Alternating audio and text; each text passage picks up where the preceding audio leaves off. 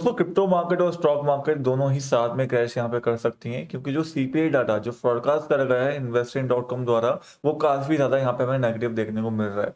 आइए समझते हैं इन सारी चीजों को पूरी डिटेल में, साथ ही बात करेंगे यहाँ पे सोलाना, यहाँ पे Matic coin, bitcoin cash, INJ coin और भी बहुत सारे क्वाइंस के बारे में और देखेंगे क्या अपडेट है यहाँ पे क्रिप्टो मार्केट का। तो फर्स्ट ऑफ ऑल बात करने कुछ इंपॉर्टेंट न्यूज़ के बारे में। तो लास्ट टाइम जब फेडरल की मीटिंग हुई थी वहां पे डिसाइड करा गया था कि जिस हिसाब से हमारे पास सीबीआई डाटा या और डाटा जो निकल के आएंगे उसके हिसाब से हम डिसाइड करेंगे नेक्स्ट मीटिंग के अंदर कि यहाँ पे इंटरेस्ट रेट हाइक करनी है या फिर नहीं करनी है। अब टोटली जो लोगों की नजर थी वो यहाँ पे सीपीआई डाटा के ऊपर थी कि बेसिकली जो अगस्त का सीपीआई डाटा है जो कि सितंबर के अंदर आना है वो किस टाइप से निकल के आएगा। तो उसकी फॉरकास्टिंग भी नहीं हुई थी, लेकिन अब फॉरकास्ट के अंदर निकल के आ चुका है 3.6 जो कि प्रीवियस से काफी ज्यादा है। अब मान लो 3.5 भी आता है या 3.4 भी निकल के आता है एक्चुअल डाटा, तो वो भी नेगेटिव होगा क्योंकि वो प्रीवियस से ज्यादा होगा। ठीक है, एंड प्रीवियस से कम आना चाहिए था अगर पॉजिटिवली आना था तो कहीं ना कहीं नेगेटिव न्यूज आ चुकी है, जिसकी वजह से मुझे लगता है कि मार्केट के अंदर कभी भी एक छोटा क्रैश या बड़ा क्रैश हमें देखने को मिल सकता है। बाकी एक्चुअल जो डाटा है वो यहाँ पे 13 सितंबर को निकल के आना है, तो उस दिन थोड़ा सा वेट कर लेना एंड देख लेना किस हिसाब से डाटा निकल के आ रहा है, उसके साथ साथ अपनी ट्रेड यहाँ पे ले सकते हो। सिंपल वर्ड्स में अगर मैं बोलूँ तो अगर यहाँ पे 3.6 से कम आता है तो वो साइडवेज या फिर एक छोटा सा डंप ला सकता है मार्केट के अंदर। 3.6 निकल के आता है फोरकास्ट के बराबर तो मार्केट के अंदर एक बड़ा क्रैश हमें देखने को मिल सकता है। एंड यही अगर 3.2 या 3.2 से कम आता है तो वो मार्केट को फिर पॉजिटिवली यहाँ से रिएक्ट कर सकता है।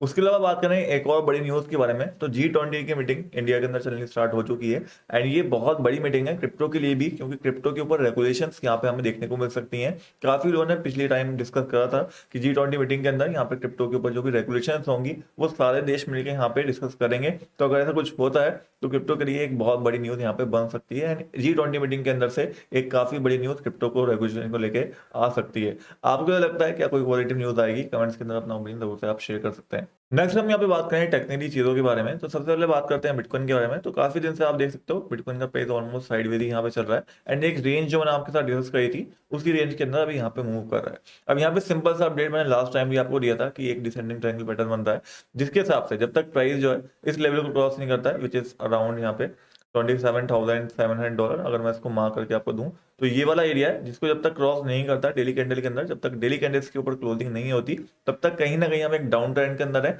और मार्केट वहां से बियरिश है। यहाँ से कभी भी हो सकता है छोटा पंप है और मार्केट यहाँ क्रैश करती भी हमें इस तरीके से दिख जाए। ठीक है, तो जब तक इसके ऊपर डेली कैंडल क्लोजिंग नहीं होती तब तक पूरी तरीके से बुलिश मत होना। अगर बाइंग भी कर रहे हो तो वहां पे ट्रेड जो है वो पॉजिटिव साइड करना थोड़ा रिस्की आपके लिए वहां पे हो सकता है। तो पॉजिटिव साइड अगर आपको ट्रेड लेनी है, अगर आपको लॉन्ग करना है, होल्डिंग के हिसाब से स्विंग ट्रेड लेनी है, तो मेरे हिसाब से $27,700 का जो लेवल है उसको क्रॉस करने के बाद ही एक ट्रेड लेना समझदारी यहाँ पे होगी। उसके अलावा अगर आप बिटकॉइन को शॉर्टर टाइम फ्रेम के अंदर देखोगे तो मुझे लगता है जब तक सीपीआई डाटा एक्चुअल वाला निकल के नहीं आता तब तक हम ऑलमोस्ट एक साइडवेज मूवमेंट के अंदर यहाँ पे चलने वाला है। एंड जब सीपीआई डाटा आएगा जिस हिसाब से वो आएगा, अगर नेगेटिव आता है तो उस हिसाब से हमें मूव देखने को मिलेगा एंड पॉजिटिव आता है तो उस हिसाब से हमें मार्केट के अंदर एक मूवमेंट देखने को मिलेगा। एक्सपेक्टेशन मेरी ये बोल रही है कि यहाँ से एक छोटा अपसाइड आएगा देन उसके बाद रिजेक्शन लेके हमें कैश देखने को मिल सकता है। ये पर्सनल मैं एक्सपेक्ट यहाँ पे कर रहा हूँ। उसके अलावा आप देखोगे यूएस मार्केट को, तो यूएस मार्केट अभी एक सपोर्ट के ऊपर है, यहाँ से एक छोटा सा जंप आ सकता है, वही मैं एक्सपेक्ट कर रहा हूँ कि एक छोटा सा पंप आ सकता है। देन उसके बाद हमें रिजेक्शन के बाद मार्केट गिरती हुई दिख सकती है, तो कहीं ना कहीं यूएस मार्केट के अंदर भी मैं सेम यहाँ पे एक्सपेक्ट कर रहा हूँ। उसके अलावा जो सबसे स्ट्रॉन्ग मार्केट इस समय पे दिख रही है वो हमें अपनी इंडियन स्टॉक मार्केट दिख रही है, जहाँ पे निफ्टी भी काफी अच्छा परफॉर्म कर रहा है। हमने कुछ स्टॉक्स बाय करे थे एचसीएल टेक वगैरह, वो भी बहुत अच्छे से परफॉर्म कर रहे हैं, तो होपफुली आपने अच्छा प्रॉफिट वहां पे बना लिया होगा। नेक्स्ट यहाँ पे हम आते हैं कुछ ऑल्ट कॉइन्स के ऊपर, आपके फेवरेट ऑल्ट कॉइन्स के बारे में बात करते हैं। एक चीज और, अगर आपको कोई ऑल्ट कॉइन्स का एनालिसिस चाहिए हो तो आप कमेंट्स के अंदर उसका नाम लिख देगा, नेक्स्ट वीडियो के अंदर मैं आपके साथ कवर कर लूंगा। तो सबसे पहले बात करते हैं हम इथेरियम के बारे में।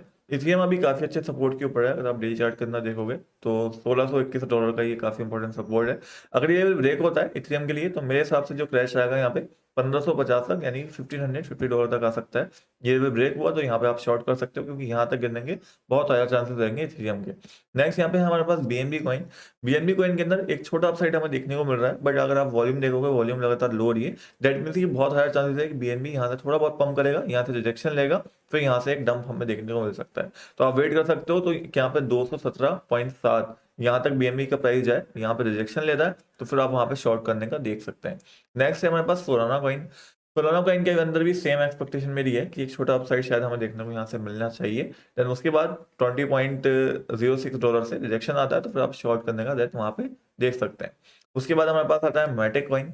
मेटिक कॉइन अगेन काफी अच्छे सपोर्ट के ऊपर है, एक छोटा अपसाइड यहाँ से आ सकता है, तो अगर आप इंटरेस्टेड हो मेटिक के अंदर तो 0.5275 ये एक लेवल है जहाँ पे एक छोटा सा बाय इसके अंदर बनाया जा सकता है। नेक्स्ट है हमारे पास बिटकॉइन कैश। अब बिटकॉइन कैश को मैं काफ़ी लेवल्स के ऊपर बाय कर रहा हूँ। अगर मैं आपको बताऊँ तो मैं आपको यहाँ पे खुल के बता देता हूँ। $172 के ऊपर एक ऑर्डर है मेरा बाय का, उसके बाद $137.9 के ऊपर एक बाय ऑर्डर मेरा यहाँ पे प्लेस है। तो मल्टीपल्स ऑर्डर मेरे यहाँ पे प्लेस हुए हुए हैं एंड एक बाई मैंने ऑलरेडी यहाँ पे इस लेवल के ऊपर करी हुई है जो कि है $195 के आसपास। तो आप चाहो तो मेरे हिसाब से कन्वर्ट कर सकते हो। मैं आने वाले नेक्स्ट 1 ईयर के लिए इसको बाय कर रहा हूँ एंड अलग अलग लेवल्स के ऊपर कर रहा हूँ। जैसे जैसे 5-10% गिरता है मैं इसको बाय कर लेता हूँ। $100 का, $80 का, इस तरीके से बाय करता रहता हूँ। नेक्स्ट है यहाँ पे INJ कॉइन, जिसके बारे में किसी ने कमेंट्स के अंदर पूछा था। तो फिलहाल तो जब तक ये ट्रेंड लाइन को इस वाली ब्रेक नहीं करता, या फिर हम बोले कि जब तक $6.887 इसके ऊपर हमारी डेली कैंडल क्लोजिंग नहीं होती, तब तक कोई बाय इसके अंदर अभी नहीं बनेगा। फिलहाल बहुत सारा रिस्की बाय करना, क्योंकि यहाँ से एक हमें क्रैश देखने को मिल सकता है, थोड़ा बेयरिश दिख रहा है अगर आप इसका डेली चार्ट देखोगे तो। नेक्स्ट है हमारे पास TRB कॉइन, किसी ने पूछा था इसके बारे में भी। TRB कॉइन के अंदर एक बियरिश कैंडल हमें यहाँ पे देखने को मिली है। कैंडल पैटर्न बियरिश थोड़ा सा बन रहा है, मेरे हिसाब से थोड़ा सा यहाँ पे करेक्शन आ सकता है।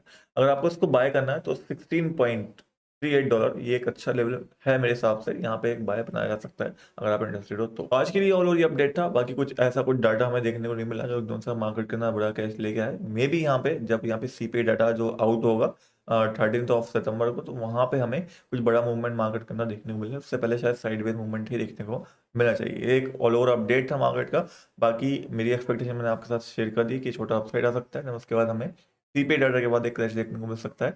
आपको क्या लगता है? आप अपनी एक्सपेक्टेशन कमेंट्स के अंदर शेयर कर सकते हो। सबको मिला के मैं एक और डाटा आपके साथ फिर पेश करूंगा जिस हिसाब से आपकी एक्सपेक्टेशन होगी। नेक्स्ट वीडियो के अंदर मिलते हैं। चैनल को जरूर सब्सक्राइब कर लेगा, वीडियो को लाइक कर देगा।